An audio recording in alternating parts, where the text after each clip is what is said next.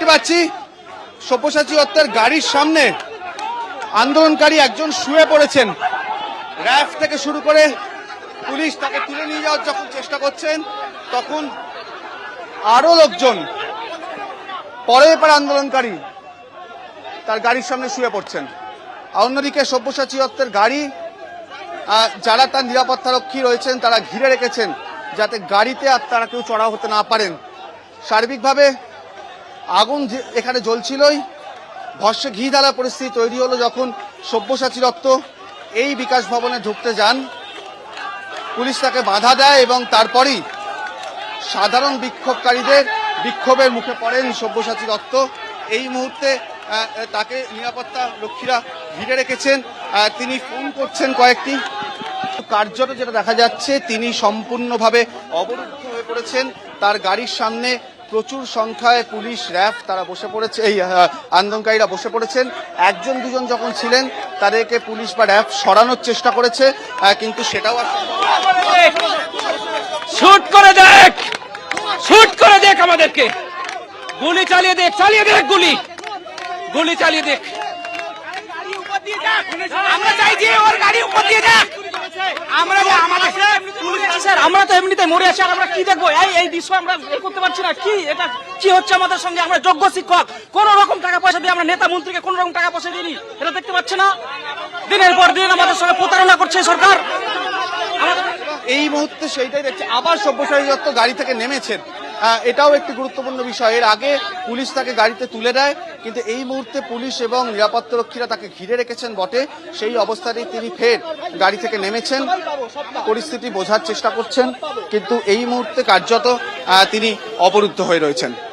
কিছুক্ষণ আগে সব্যসাচী দত্ত তিনি যখন বিকাশ ভবনে পৌঁছন তাকে ঘিরে বিক্ষোভ দেখাতে শুরু করেন চাকরিহারারা। সেই ছবি তুলে ধরলেন আমাদের প্রতিনিধি অরিত্রিক ভট্টাচার্য। আর এবার আপনাদের আবারও মেইন গেটের কাছে নিয়ে যাব বিকাশ ভবনে। আমাদের প্রতিনিধি কৃষ্ণেন্দু অধিকারী রয়েছেন আমাদের সঙ্গে। কৃষ্ণেন্দু, ভাঙা গেট কোন রকমে প্রশাসন পুলিশ ঠেকিয়ে রাখার চেষ্টা করছে, সেই শোকা কি আদৌ হলো?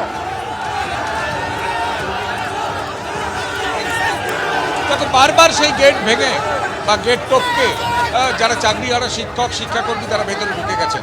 ভেতরে যে কতজন ঢুকেছেন এবং কিভাবে বিকাশ ভবন কার্যত ঘেরাও করে রেখেছেন সেই ছবি তোমায় আমি দেখাই। আমাদের ক্যামেরা পার্সন অভিজিৎ দত্তকে বলতে দেখেন, এইটা হচ্ছে বিকাশ ভবনের ভেতরের ছবি, যেখানে মূলত শিক্ষিকারা কার্যত গেট টপকে গেট ভেঙে গেট সেখানে পুলিশি প্রহরা টপকে তারা একদম ভেতরে ঢুকে গেছেন। ভেতরে একদম বিকাশ ভবনের ভেতরে তারা ঢুকে গেছেন এবং তারা এখানেই বসে বিক্ষোভ দেখাচ্ছেন। আমরা সেই ছবি দেখতে পাচ্ছি এবং যে ছবিটা আমরা দেখতে পাচ্ছি যে এই যে বিক্ষোভ বা এই যে অবস্থান, এটা কিন্তু প্রচুর সংখ্যক, এখান থেকে যদি আমি ছবিটা দেখি, প্রচুর সংখ্যক যারা চাকরিহারা শিক্ষিকা শিক্ষক তারা কিন্তু ভেতরে বিকাশ ভবনের ভেতরে ক্যাম্পাউন্ডের মধ্যে তারা ভেতরে ঢুকে গেছেন। অর্থাৎ বাইরে যে বিক্ষোভটা হচ্ছে তারা ভেতরে ঢুকতে চান। কোনো রকমে গেট সামলানো হয়েছে, সামলে পুলিশ আটকানোর চেষ্টা করছে, কিন্তু সেই মানে ঘেরাটপের মধ্যেই তারা ভেতরে ঢুকেছে। এই যে জায়গাটা শাটার ফেলা দেখতে পাচ্ছি, এটা ভিআইপি লিফট, অর্থাৎ রাজ্যের মন্ত্রী রাজ্যের সচিব পর্যায়ে যারা আছেন তারা যখন বিকাশ ভবনে ঢোকেন এই লিফটে, এখানে ভিআইপি লিফটে করে তারা উপরে ওঠেন। এখানে তিনজন মন্ত্রী তো বসেনি, ব্রাত্য বসু, শশী পাজার, সিদ্দিকুল্লাহ চৌধুরী, 50টির ওপর দপ্তর আছে, বিভিন্ন দপ্তর আছে, স্যাট আছে, সুতরাং একাধিক দপ্তর আছে, মধ্যশিক্ষা পর্ষদ, উচ্চ মাধ্যমিক শিক্ষা সংসদেরও কার্যালয় আছে, সেই একাধিক কার্যালয় আছে। সেখানে আজকে তো ভিআইপি লিফট যেখানে মন্ত্রীরা ওঠেন যে লিফটে করে, সেই লিফটের সামনের শাটার বন্ধ করে দেওয়া হয়েছে। অর্থাৎ যেভাবে চাকরিহারা শিক্ষকরা রাস্তায় নেমেছেন, রাস্তায় নেমে কার্যত বিকাশ ভবন ঘেরাও করে রেখেছেন, তাতে আমরা দেখতে পাচ্ছি কার্যত পুলিশ দিশেহারা এবং এখানে এখনো পর্যন্ত কোনো মন্ত্রী ঢোকেননি এমনটাই খবর পাওয়া যাচ্ছে, কিন্তু যে কর্মীরা বা যে আধিকারিকরা ঢুকেছেন তারা কিন্তু আটকে পড়ে আছেন।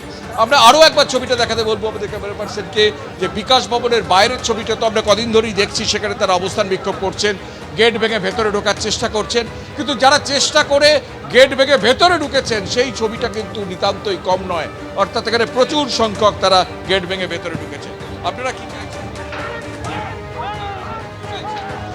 আমরা পরীক্ষা দিতে চাইছি না, একবারেই না, কারণ এত বছর মানে পরীক্ষা দেওয়ার পরে এত বছর পরে চাকরি পেয়েছিলাম, প্রায় 3 মাস 2016-তে পরীক্ষা দিয়েছিলাম, 2019-এ পেয়েছি চাকরিটা।